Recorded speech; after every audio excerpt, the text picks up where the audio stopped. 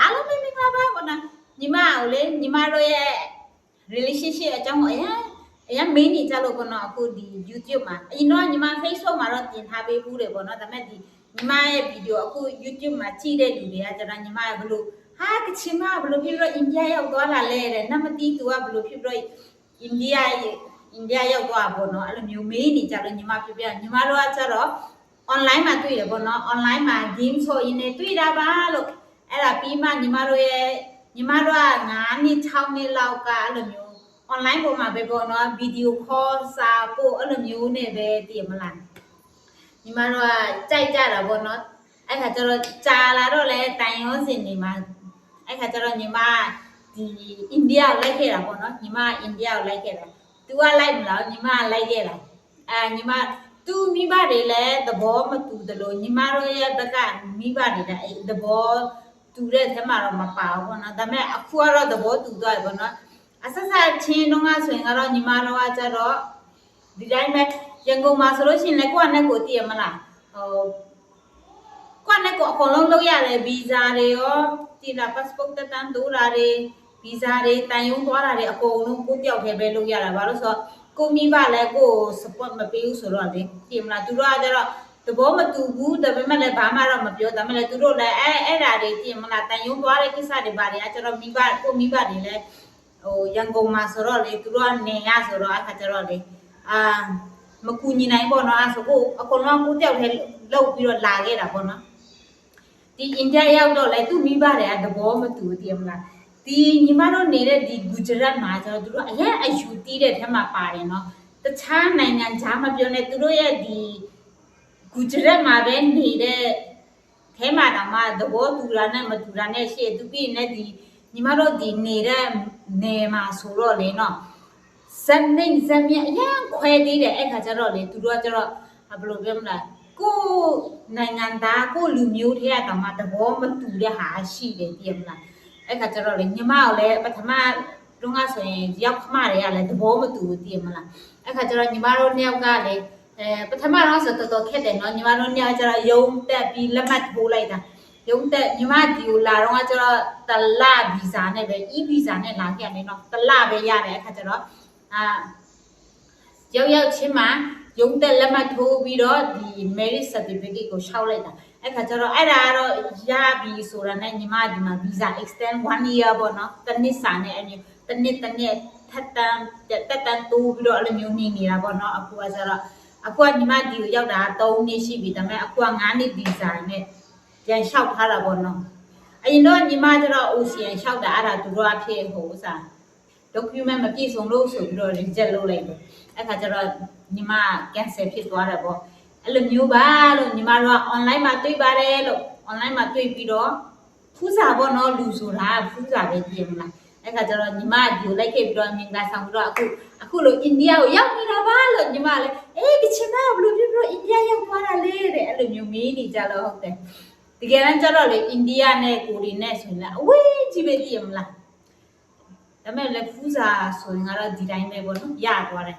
ဒီကိုရောက်တော့လေသူ့မိဘတွေသဘောမတူတဲ့ခါကျတော့သူ့အမတို့အိမ်မှာနေတာညီမတို့ကကျတော့သူ့အမတို့အိမ်မှာနေတလားလောက်နေပြီးမှအမျိုးမင်္ဂလာဆောင်လက်မှတ်ထိုးဗီဇာတွေအကုန်လုံးလုပ်ပြီးပြီဆိုမှအိမ်ကိုပြန်သွားတာနေအမျိုးသားနေဘက်ကပေါ့နော်ဂူဂျရတ်နေဘက်ကဆိုတော့ညီမတို့ကအဲ့ရောက်ခမအိမ်ပြန်သွားတာဒါပေမဲ့လည်းတပတ်လောက်ဆိုရင်ကတော့ရောက်ခမတွေကတော့ကိုယ်သဘောကျတယ်ပေါ့နော်အဲ့အချိန်ကျတော့သူတို့ကလည်းသဘောမကျလို့လည်းမဟုတ်တော့လေနော်ကိုတွေကရုံးတက်လက်မှတ်ထိုးပြီးဆိုတော့လေသူတာရဲ့မိန်းမဖြစ်ပြီဆိုတော့သဘောမတူလို့လည်းမရတော့အဲ့ခါကျတော့အဲ့အချိန်ဆိုရင်ကတော့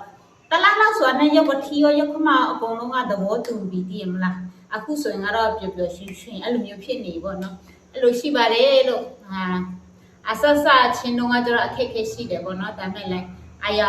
အလုံးကိုအဲ့လိုမျိုးနေရောက်အဲ့မျိုးလက်တွဲပြီးကြော်ဖြတ်လာတော့လေအခုလိုပျော်ရွှင်တဲ့ဘဝကိုပြန်ပြီးပျော်ရွှင်တဲ့မိသားစုလေးကိုတည်ဆောက်နိုင်တာပေါ့နော်အဲ့လိုပြောရတယ်ပေါ့ကဲပြီးရင်လည်းဒီမှာကျတော့လေအမျိုးဇက်မြင့်အရင်ခွဲသေးတယ်နော်ကိုတွေကတော့မသိဘူးနော်အရင်တော့ညီမတို့နဲ့မသိမှလည်းရှိတယ်နော်ဇက်မြင့်နဲ့ဇက်မြင့်အဲ့လိုမျိုးဟိုပါလဲဇက်မြင့်တွေကိုကျတော့အရင်မင်္ဂလာဆောင်အရင်ဖိတ်ပြီးမှနောက်ကျမှဇက်မြင့်တွေကိုဖိတ်တာအဲ့လိုမျိုးတွေညီမကိုတွေကတော့နားမလဲရောအရင်တော့ဆိုလို့ရှိရင်လည်းဘာကြီးလဲပို့သူတို့ အချင်းချင်းတော့မှအမျိုးဇက်နေဇက်မြင့်ခွဲတယ်ပေါ့ဒီရောက်ကြမှာနားလေလာတယ်ဒီမလားသူတို့ကကျတော့ဒီဇက်နေတွေဆိုလို့ရှိရင်ကတော့သူတို့ကိုရီအိမ်မှာတုံးတဲ့အမျိုးခွက်တွေနဲ့သူတို့ထဲ့မကျွေးဘူးအဲ့လိုမျိုး